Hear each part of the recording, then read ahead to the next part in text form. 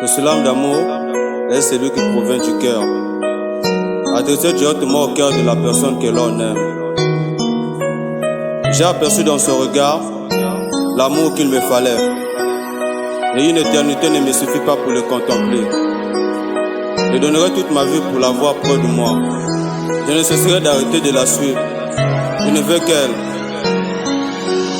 Son visage ne peut que m'inspirer confiance. Je veux juste une place au fond de son cœur. Je serai toujours là pour effacer ses douleurs. Ma foi doit être assez grande pour faire déplacer les montagnes qui se tiennent devant moi. Rester fidèle envers toi doit être ma seule priorité. Son amour seul à mes côtés me suffit éternellement, afin de l'approuver la profondeur de mes sentiments. Elle sera la seule personne qui m'a donné le savoir de l'amour. Il est plus facile de découvrir un concert que l'amour.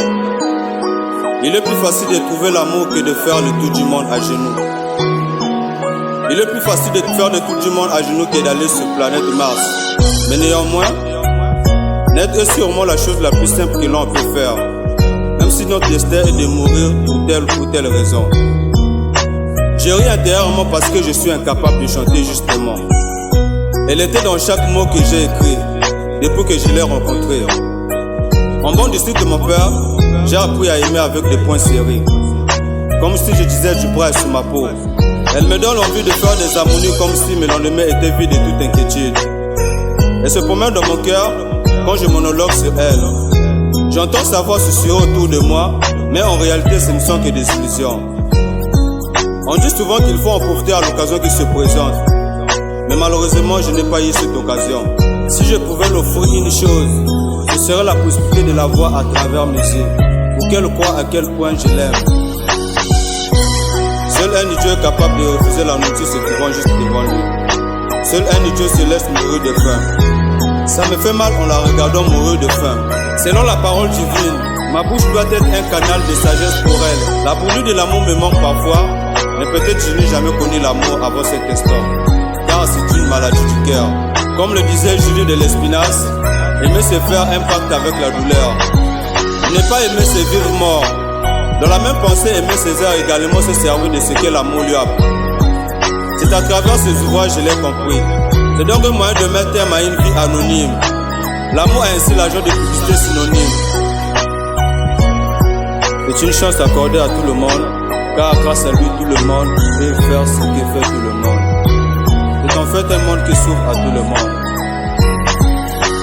Je veux mourir car j'ai déjà voulu aimer. J'ai voulu aimer car j'avais peur de mourir. Je veux maintenant mourir pour arrêter de souffrir. Je ne souffre pas d'aimer, je souffre de la voir faire semblant de ne pas m'aimer. Les mots ne réussiront jamais à exprimer à quel point mon amour pour elle est profond. Tous mes rêves se sont réalisés quand je l'ai rencontrée.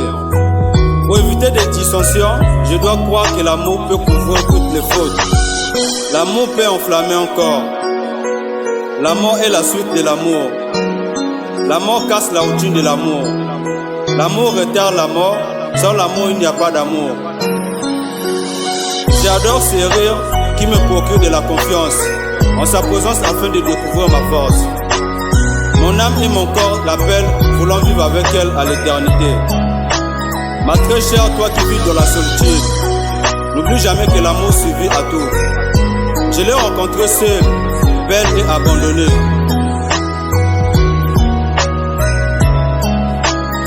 Je veux la laisser retourner dans ce triste passé, car le passé est un temps passé pour déterminer l'événement qui s'est passé.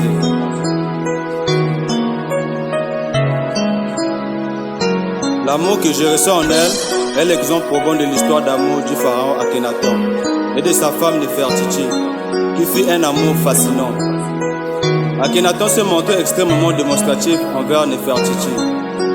Ils sont restés une famille unie et harmonieuse jusqu'à la fin de leur règne. C'est certainement la toute première version de l'épilogue.